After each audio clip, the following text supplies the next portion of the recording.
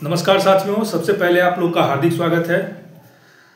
Bihar civil court से संबंधित कोई भी एग्जाम हो, चाहे वो प्यून का हो या फिर यूडीसी का हो या स्टेनोग्राफर, डिपोजिशन राइटर या कोई भी एग्जाम जो बिहार सिविल कोर्ट कंडक्ट करता है, उससे संबंधित अगर आरटीआई आपको करना है तो वो आरटीआई कैसे होगा, कब होगा, कहाँ होगा, लिफाफा के ऊपर क्या होगा, लिफाफा के नीचे क्या होगा, ये सारा डाउट जो है पूरा वीडियो एकदम देखिएगा, ये पूरा क्लियर हो जाएगा। और इसका कहाँ पे क्या लिखना है ये सब कुछ क्लियर हो जाएगा। ठीक है, इस पूरा वीडियो को ध्यान से देखिए और सारी समस्याओं का हल यहाँ पे मिल जाएगा आपको। सबसे पहले क्यूरी है यही कि आरटीआई ऑनलाइन करें कि ऑफलाइन करें। तो आप आरटीआई ऑफलाइन करें, आप आरटीआई ऑफलाइन करें। अगर बिहार सिविल कोर्ट क्लर्क का हो या कोई भी एग्जाम का हो तो आपको ऑफलाइन आरटीआई करना है। ये इसलिए करना है कि अगर आप ऑनलाइन करेंगे, हाँ अगर ऑनलाइन भी किए हैं तो ये पटना वाला साइट पे नहीं, हाई कोर्ट वाली साइट से नहीं, डायरेक्ट नेशनल पोर्टल से करना है। ठीक है, लेकिन हम आपको कहेंगे कि आप ऑफलाइन करें, क्योंकि ऑनलाइन के बाद भी आपको क्या है, बाद में ऑफलाइन पे ही आना पड़ेगा।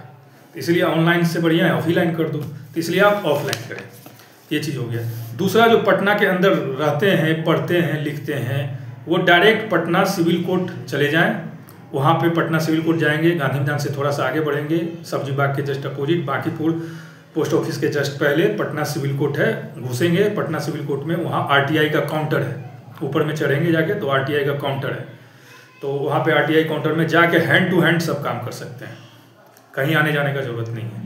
पोस्टल ऑर्डर भी लेना होगा तो बगले से बांकीपुर पोस्ट ऑफिस से पोस्टल ऑर्डर ले लीजिएगा और हैंड टू हैंड वहाँ से जाइए, उससे मिलिए, वहीं से उसी से फॉर्म लीजिए। आरटीआई काउंटर पे व्यक्ति बैठा रहता है, वो आपको सिविल कोर्ट पटना में जाके आरटीआई काउंटर वहाँ पे होगा, वहाँ पे जाके व्यक्ति से मिलिए, उससे पूछिए, फॉर्म लीजिए और हैंड टू हैंड जमा करके उस व्यक्ति को हाथ में ही दे दीजिए। Civil court Patna RTI counter पे उसके हाथ में दे दीजिए। ठीक है, तो ये काम थोड़ा फास्ट होगा, जल्दी होगा और 7 से 10 दिन के अंदर आपको रिप्लाई भी मिल जाएगा। उसमें आपको कॉन्टैक्ट नंबर वगैरह देगा। लेकिन 3 चीज़ आपको मेनली लगेगा जब भी आरटीआई करने जाएंगे। तो एक, पोस्टल ऑर्डर कितना का होगा वो भी हम आगे बताएंगे। दूसरा, आपका ये आरटीआई फॉर्म, ठीक है, ये कैसे मिलेगा ये भी बताएंगे। और तीसरा, आपका एडमिट कार्ड, जिस एग्जाम से संबंधित है उसका एडमिट कार्ड। तो 3 चीज़ आपको लेके जाना है। ठीक है, अब आगे बढ़ते हैं। हाँ, तो भाई पटना में जो है तो वहीं जाके कर लेंगे। लेकिन अब जो पटना से बाहर हैं, पटना से बाहर जो हैं वो कैसे करेंगे? तो उनको पोस्ट ऑफिस जाके करना पड़ेगा, स्पीड पोस्ट या फिर सामान्य पोस्ट। ठीक है, तो उनको ये करना पड़ेगा। तो अब स्पीड पोस्ट करने के लिए आपको चाहिए, अब ये 3 चीज़ कहाँ कहाँ से आपको मिलेगा ये भी देखना है। तो एडमिट कार्ड तो आपके पास है ही, तो ये फॉर्म कहाँ से मिलेगा? ये फॉर्म गूगल पे मौजूद है, गूगल से भी डाउनलोड कर सकते हैं। या ये फॉर्म आपको कोई भी सरकारी विभाग हो वहाँ पे ये फॉर्म अवेलेबल है। आप अनुमंडल कार्यालय, अनुमंडल चले जाएं, प्रखंड चले जाएं, ब्लॉक चले जाएं, सचिवालय चले जाएं, या कोई कॉलेज है तो कॉलेज के आसपास दुकान होता है वहाँ पे मौजूद रहता है, या सिविल कोर्ट काउंटर पे ही चले जाएं जो पटना में है तो वहीं पे मिल जाएगा। ठीक है, तो ये फॉर्म अवेलेबल है। इसके अलावा मैं एक लिंक दे रहा हूँ, लिंक में जाकर के उसको उस चैनल को ज्वाइन करना है, वहाँ पर ये फॉर्म अवेलेबल है। और फॉर्म के साथ साथ और भी चीज़ मैं जो बताऊँगा वो सारा अवेलेबल है वहाँ पर। ठीक है, तो ये चीज़ है, ये आसानी से मिल जाता है। अब आइए आगे क्या करना है। तो लिफाफा पे क्या लिखा रहेगा? सबसे बड़ा लिफाफा पे जो पता रहेगा किसको भेजना है, लिफाफा के ऊपर में भरते हैं हम लोग, तो वहाँ पे क्या लिखाएगा? वहाँ लिखाएगा convener centralised selection and appointment committee cum district and session जज Patna, post office Bankipur, district Patna, pin code 800004। ठीक है, लिफाफा के ऊपर जिनको भेजना है उनका पता, convener centralised selection and appointment committee cum district and session जज Patna, post office Bankipur, district Patna, pin code 800004। अगर आप इसको आप हिंदी में लिखना चाहते हैं तो हिंदी में लिखेंगे संयोजक केंद्रीय चयन एवं नियुक्ति समिति सह प्रधान जिला एवं सत्र न्यायाधीश Patna, post office Bankipur, district मतलब जिला पटना, 800004 पिन कोड है। ठीक है, तो ये हिंदी में हो गया। अब आगे देखते हैं। अब ये RTI फॉर्म को कैसे भरना है, ठीक है। RTI फॉर्म में सबसे पहले लिखा हुआ है लोक सूचना पदाधिकारी विभाग कार्यालय, ठीक है। तो लोक सूचना पदाधिकारी विभाग कार्यालय, इसमें विभाग कार्यालय के नीचे खाली स्थान दिया हुआ रहेगा। तो खाली स्थान में आपको भरना क्या है, संयोजक कार्यालय, हिंदी में बता रहा हूँ, संयोजक कार्यालय, केंद्रीय चयन एवं नियुक्ति समिति, सह प्रधान जिला एवं सत्र न्यायाधीश पटना, ठीक है। अगर इसको इंग्लिश में अगर लिखना है तो लिखेंगे convener office centralised selection, convener office के बाद कॉमा देंगे, उसके बाद लिखेंगे centralised selection and appointment committee come district and session जज पटना, ठीक है। डिस्ट्रिक्ट एंड सेशन जज पटना, ये लिखना है इंग्लिश में। उसके बाद देखिए आवेदक का नाम, अपना नाम लिखेंगे, पूरा पता, अपना पूरा पता लिखेंगे। उसके बाद लिखा गया मांगी गई सूचना का ब्यौरा संक्षेप में, ये सबसे मेन पार्ट है, जो चीज़ आप मांगना चाहते हैं। तो अब जो चीज़ मांगना है, मान लीजिए हम UDC का मांग रहे हैं, तो हम लिखेंगे मैं सिविल कोर्ट अपर डिविजनल क्लर्क ग्रेड 3 के मुख्य परीक्षा का अभ्यर्थी हूं, ठीक है। मेरा रोल नंबर अपना रोल नंबर देंगे एवं रजिस्ट्रेशन नंबर अपना रजिस्ट्रेशन नंबर देंगे है। मुझे निम्न सूचनाएं चाहिए, ठीक है। पहला, जैसे मैं लिखा हूं मैं सिविल कोर्ट, पहला लिखा हूं मुझे अपने मुख्य परीक्षा के उत्तर पुस्तिका की छाया प्रति कॉपी चाहिए, ठीक है। मैंने पहला मांग लिया। दूसरा मैंने मांगा है सिविल कोर्ट मुख्य परीक्षा UDC ग्रेड 3 नोटिफिकेशन संख्या इतना के उत्तर पुस्तिका में अंकित निर्देश संख्या 5, क्या नोटिफिकेशन संख्या इतना जो कि डिपोजिशन वाला था कि मुख्य परीक्षा की उत्तर पुस्तिका में भी अंकित था, तो मैंने ये मांगा, ठीक है। तो आप जो भी इंफॉर्मेशन मांगना है पहले अपने आप को इंट्रोड्यूस कर देंगे, ठीक है। उसके बाद आपको जो इंफॉर्मेशन चाहिए वो इंफॉर्मेशन आप मांगेंगे संक्षेप में और सही। जैसे मैंने देखिए नोटिफिकेशन नंबर लगा के बताया है कि जैसे उसको ये ना लगे कि ये UDC ग्रेड 2016 का मांग रहा है, ठीक है। मैंने UDC ग्रेड 2022 लिखा है, मैंने नोटिफिकेशन संख्या 1/2022 लिखा है, ठीक है। तो आप नोटिफिकेशन संख्या लगा के UDC ग्रेड लगा करके उसको ऐसे करके मांगेंगे। अब किसी भी एग्जाम का है कि उनका भी नोटिफिकेशन अलग होगा या फिर डिपोजिशन का अलग होगा, स्टेनोग्राफर का अलग होगा नोटिफिकेशन नंबर वगैरह, तो वो सब आप लिखेंगे। जैसे आप इसमें ये भी मांग सकते हैं कि जैसे मेरा एग्जाम में जैसे मैं मांग सकता हूँ, जैसे इसमें था निर्देश 5 का अवहेलना की हम लोग तो हमको बाहर कर दिया, तो हम ये मांग सकते हैं कि मुख्य परीक्षा की उत्तर पुस्तिका में निर्देश संख्या 5 हमारे उत्तर पुस्तिका के किस किस पृष्ठ संख्या पे प्रकटीकरण हुआ है, या इसको ऐसे नहीं तो ऐसे लिख सकते हैं कि निर्देश संख्या 5 से संबंधित प्रावधान, ऐसे नहीं, मुख्य परीक्षा की उत्तर पुस्तिका में निर्देश संख्या 5 से संबंधित प्रावधान हमारे उत्तर पुस्तिका के, हमारे मुख्य परीक्षा के उत्तर पुस्तिका के, सही लिखना है, हमारे मुख्य परीक्षा के उत्तर पुस्तिका के किस किस पृष्ठ संख्या पे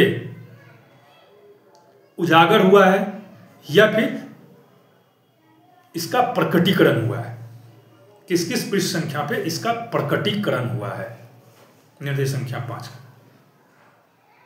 की अवहेलना का, ठीक है। तो इस तरीके से आप मांग सकते हैं, मतलब एग्जैक्ट लिखें और सही लिखें, ठीक है। मैं आगे देखिए क्या है, और भी जो भी क्वेश्चन आपका हो वो मांग सकते हैं, ठीक है। 2 से 3 4 5 इन्फॉर्मेशन आप मांग सकते हैं, जितना स्पेस है उस स्पेस का प्रयोग कर सकते हैं। आपके मन में जो क्वेश्चन बन रहा है वो क्वेश्चन का आप उसमें डाल सकते हैं और उसको मांग सकते हैं। जैसे मैं एक और डालूंगा RTI, वहाँ पर मांगूंगा कि मैंने अपने उत्तर पुस्तिका में मौजूद निर्देश संख्या 5 से संबंधित प्रावधान को अपने मुख्य परीक्षा की उत्तर पुस्तिका में किस किस पृष्ठ संख्या पे प्रकटीकरण किया है, ठीक है, उजागर किया है, ये मांगूंगा मैं एक RTI में। तो ये सब इसलिए मांग रहा हूँ कि ताकि केस जो हम लोग का चल रहा है वहाँ पे इससे मदद मिल जाए। ठीक है, तो ये चीज़ हो गया। आगे देखिए है पोस्टल ऑर्डर। ठीक है, तो पोस्टल ऑर्डर आप कितना का लेंगे, ये भी एक प्रश्न है। तो देखिए मिनिमम 10 रुपये का पोस्टल ऑर्डर तो आपको लेना ही है। ठीक है, अगर आप छाया कॉपी मांग रहे हैं तो फिर आप 10 रुपये का पोस्टल ऑर्डर ना लें, छोड़ दें उसको, डायरेक्ट 100 रुपये का ले लें। लेकिन अगर कोई भी RTI कर रहे हैं तो 10 रुपये का पोस्टल ऑर्डर आपको लेना है। अभी पोस्टल ऑर्डर कहाँ मिलेगा, ये मिलेगा सीधा आपको कहाँ पे, पोस्ट ऑफिस में। वहाँ जाइएगा, बोलिएगा 10 रुपये का पोस्टल ऑर्डर चाहिए हमको, तो मिल जाएगा। लेकिन यहाँ समझने वाली बात यह है कि पोस्टल ऑर्डर होता क्या है और कितना पोस्टल ऑर्डर लगाना है और कितने का लगाना है, ये तीनों चीज़ को समझना है। ठीक है, देखिए पोस्टल ऑर्डर का काम होता है कि जैसे आप पोस्टल ऑर्डर उसको भेजेंगे तो अगर मान लीजिए आप कुछ इन्फॉर्मेशन उससे मांग रहे हैं तो उसको कुछ खर्च करना पड़ेगा इन्फॉर्मेशन निकालने में, जैसे फोटो स्टेट कराना पड़ेगा, स्कैन कराना पड़ेगा, तो उसमें कुछ खर्च आएगा। तो 2 रुपया प्रति पेज वो खर्च करता है, तो वही खर्चा वो आपसे लेता है। लेकिन यह नियम है कि अगर आप RTI करते हैं तो 10 रुपया का पोस्टल ऑर्डर तो मिनिमम आपको करना ही है। ठीक है, तो वो लेता है। लेकिन हमारा क्या है, अगर हम मान लीजिए पूरा उत्तर पुस्तिका ही मंगा रहे हैं, ठीक है, तो उसको खर्चा ज़्यादा हो जाएगा। तो जब उसको खर्चा ज़्यादा हो जाएगा और हम केवल 10 ही रुपया का पोस्टल ऑर्डर भेजेंगे तो फिर हमको जो इन्फॉर्मेशन जो देना होगा वो तो दे ही देगा, लेकिन उत्तर पुस्तिका वो आपको नहीं देगा। वो बोलेगा कि उत्तर पुस्तिका में भाई खर्चा लग रहा है तो उसका पैसा भेजो, तो फिर आपको पोस्टल ऑर्डर भेजना पड़ेगा। समझ रहे मेरी बात, यही सबको जवाब आया है, क्योंकि सब 10-10 रुपये का पोस्टल ऑर्डर लगा दिए थे या 10-10 रुपये का ऑनलाइन फीस भर दिए थे और उसी में सोच रहे थे कि सब हो जाए, तो उसको मांगा है फिर, तो फिर आपको ऑफलाइन करना पड़ रहा होगा। तो यही चीज़ है। हम क्या करेंगे, अगर हमको फोटो कॉपी चाहिए अपने पूरे उत्तर पुस्तिका का, हम 10 रुपये का पोस्टल ऑर्डर नहीं लेंगे, छोड़ देंगे, हम लगाएंगे, हम सीधे 100 रुपये का पोस्टल ऑर्डर लगा देंगे, ताकि हमारे उत्तर पुस्तिका का जो खर्चा है वो भी उसको मिल जाए। उसके साथ साथ जो भी इंफॉर्मेशन और हम लेना चाह रहे हैं उसमें भी कुछ फोटो स्टेट करा रहा है, वो करा रहा है, उस सब में भी उसको पुर जाए। समझ रहे मेरी बात, तो ये चीज़ है। तो अगर आपको कॉपी निकलवाना है पूरा तो आप 100 रुपये का पोस्टल ऑर्डर लगाएंगे, 10 रुपया वाला नहीं लगाएंगे, 10 रुपये वाला छोड़ देंगे, डायरेक्ट 100 रुपया का। लेकिन अगर आपको कॉपी नहीं निकालना है, ठीक है, तो आप 10 रुपया का ही पोस्टल ऑर्डर केवल लगा के भेज देंगे। और जब आप अगर इच्छा है तो 20 रुपया का लगा दीजिए, 2 पोस्टल ऑर्डर लगा दीजिए। आपका ये डाउट रहेगा कि कुछ फिर से हमसे पैसा मांगे, तो आप 20 रुपया का लगा दीजिए, लेकिन 10 रुपये में भी काम चल जाएगा। नहीं तो 20 रुपये का लगा दीजिए, 2 पोस्टल ऑर्डर, 20 रुपया में देगा 2 पोस्टल ऑर्डर, ऐसे 100 रुपया में सीधे 1 पोस्टल ऑर्डर देगा, डायरेक्ट 100 रुपया का। तो आप अपने इच्छा अनुसार आप 10 रुपये का पोस्टल ऑर्डर लगाना चाहते हैं या 100 रुपये का पोस्टल ऑर्डर लगाते हैं, ये आप समझें। ठीक है, अगर आपको स्कैन कॉपी चाहिए तभी आप 100 रुपये का पोस्टल ऑर्डर लगाएंगे, ठीक है, और 10 रुपये का नहीं लगाएंगे, डायरेक्ट 100 रुपये का लगा देंगे। लेकिन आपको स्कैन कॉपी नहीं चाहिए पूरे उत्तर पुस्तिका का, तो आप मात्र 10 रुपये का ही पोस्टल ऑर्डर लगाएंगे। ठीक है, ऐसा नहीं करना 10 रुपये का भी पोस्टल ऑर्डर लगा देना और 100 रुपये का भी पोस्टल ऑर्डर लगा देना। ठीक है, तो उसको और फायदा हो जाएगा झूठ का। अगर आपको स्कैन कॉपी चाहिए तब केवल और केवल 100 रुपये का पोस्टल ऑर्डर। ठीक है, अगर स्कैन कॉपी नहीं चाहिए तो 10 रुपये का पोस्टल ऑर्डर लगा के छोड़ देना है, ज़्यादा से ज़्यादा 20 रुपये का। ठीक है, लेकिन इसके बावजूद भी आप 10 रुपये का पोस्टल ऑर्डर लगा लीजिएगा और उसके बाद भी स्कैन कॉपी मंगाइएगा, तो फिर वो आपको लेटर भेजेगा कि आप पैसा भेजिए तब फिर भेजेंगे। ठीक है, तो ये गेम है। तो इसको आप ये क्लियर समझ में आ गया, 10 रुपये का पोस्टल ऑर्डर का जरूरत हमको कब है और 100 रुपये का पोस्टल ऑर्डर का जरूरत कब है। ठीक है, तो ये चीज़ हो गया। अब डायरेक्ट 100 रुपये का पोस्टल ऑर्डर लगा के स्कैन कॉपी भी मंगा सकते हैं और क्या कहते हैं, और भी जो इन्फॉर्मेशन से संबंधित उसको खर्च आएगा, उसका फोटो कॉपी हो गया, कोई दस्तावेज देना होगा आपको, सब उसी हो जाएगा उतना में, और 10 रुपये का जरूरत ही नहीं पड़ेगा उसमें। ठीक है, लेकिन ऐसे अगर केवल सूचना लेना है तो केवल ही केवल मतलब कॉपी नहीं मंगाना तो केवल 10 रुपये का ही लगा दें। ठीक है, ये चीज़ है। अब देखिए यहाँ पे भरना है, जो आप पोस्टल ऑर्डर लेंगे, तो जैसे हमने 100 रुपये का केवल एक लिया है तो यहाँ पे मैंने भर दिया है 100 रुपये का, 100 रुपये मात्र। ठीक है, और फिर इतना तारीख, इतना रसीद संख्या इतना है, विभाग कार्यालय में भुगतान किया है। ठीक है, तो ये हो गया।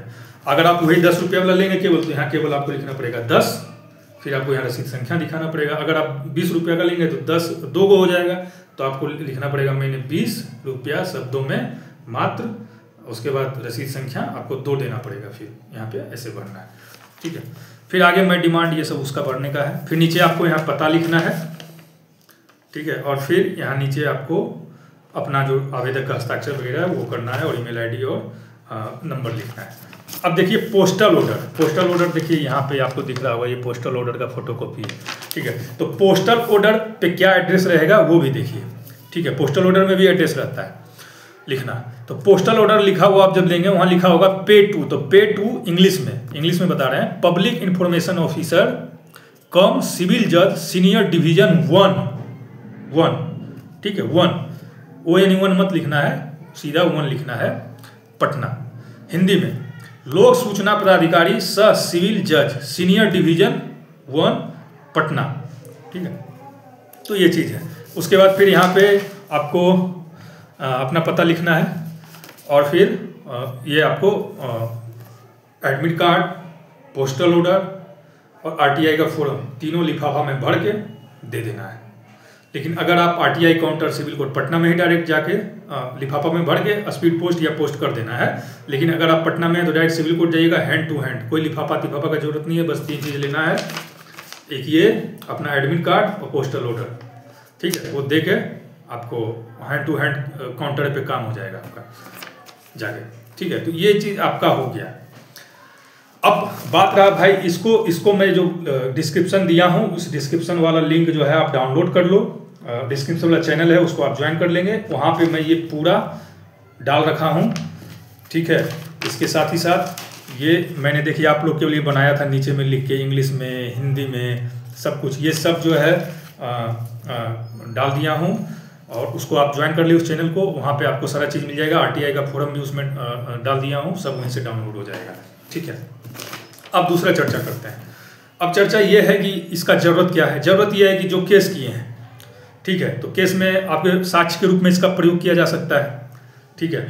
दूसरा चीज़ अगर क्या कहते हैं, और भी आपको ये भी पता चल सकता है कि हमको मार्किंग कहाँ सही किया है, कहाँ गलत किया है ना, इसके बारे में भी जानकारी मिल सकता है। उसके अलावा आप अपनी उत्तर पुस्तिका देख सकते हैं, ये चीज़।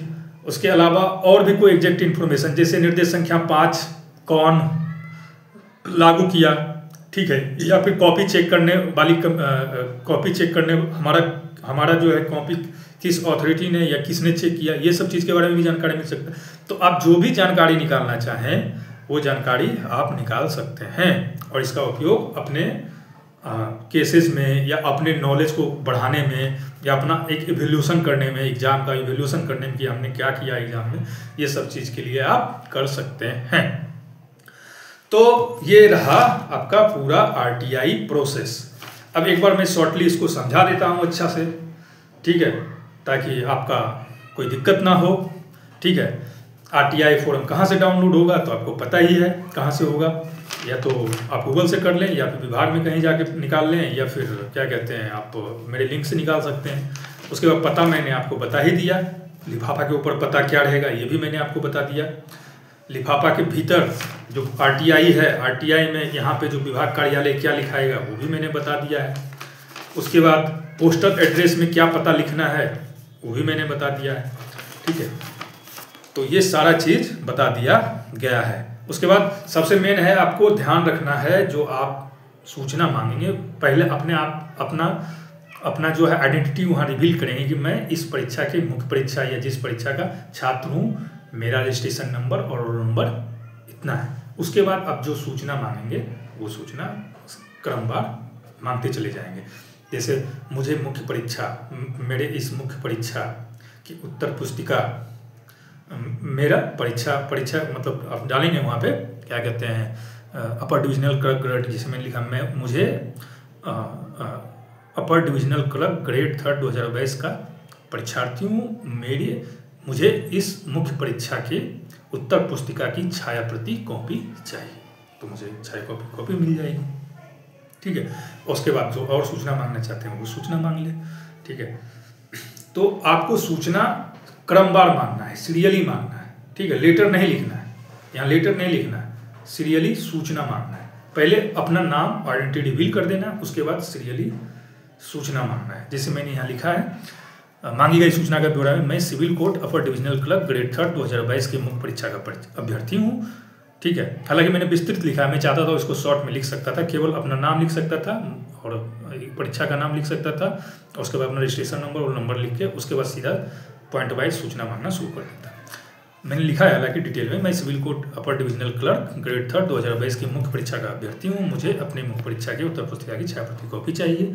कृपया उत्तर पुस्तिका की छायाप्रति को मेरे पत्राचार पते एवं ईमेल ID पर भेजने की कृपा करें। तो मैंने पूरा लेटर ही लिख दिया। मुख्य परीक्षा का रोल नंबर 241633 एवं रजिस्ट्रेशन नंबर इतना है, बाद में लिखा, तो आप इसको और अच्छे तरीके से लिख सकते हैं। ठीक है, तो ये पूरा वीडियो रहा। इसके बाद मुझे नहीं लगता है कि आपको कोई डाउट होगा। ठीक है, आप आसानी से कर पाएंगे और आगे भी अगर इससे संबंधित कोई क्यूरी होगा तो हम इसको सॉल्व करने का प्रयास करेंगे। इसके पहले मैं इससे संबंधित एक वीडियो बनाया था, लेकिन उसमें मेन चीज़ ही भूल गया था, एडमिट कार्ड के बारे में बताया नहीं था, एडमिट कार्ड लगाना है, तो वीडियो भी बनाया, फिर वीडियो डिलीट किया अपलोड करके, फिर ये वीडियो बनाया। तो आप इस चैनल से जुड़े रहिए, आगे भी हम आपकी मदद करेंगे, आपकी सहायता करने के लिए। ज़रूरत होगा तो हम सामने आएंगे और आपके साथ वार्तालाप जारी रहेगी। धन्यवाद।